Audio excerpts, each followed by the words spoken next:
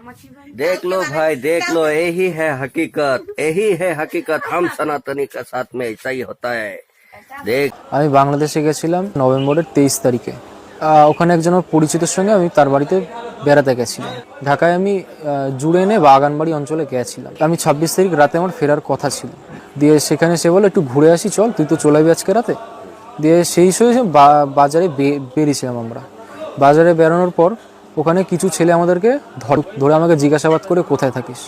আমি বলেছিলাম আমি ইন্ডিয়াতে থাকি। তারপর আমার ধর্ম জিজ্ঞেস করে, আমি বললাম আমি হিন্দু। তারপরে তারা আমাকে সাইডে নিয়ে গিয়ে আমার পকেট ছিনটাই হাতানো শুরু করে। আমার মোবাইল কেড়ে নেয়, আমার টাকা পয়সা সব ছিল পকেটে, সেগুলো কেড়ে নেয়। তারপরে তারা আমাকে মারধর করা শুরু করে, চাকু দিয়ে আমার এখানে মারে, পাথর দিয়ে আমার মাথায় মারে। আমাকে মানে যাচ্ছে দেবে 5-6 জন মিলে আমাকে পিটায়।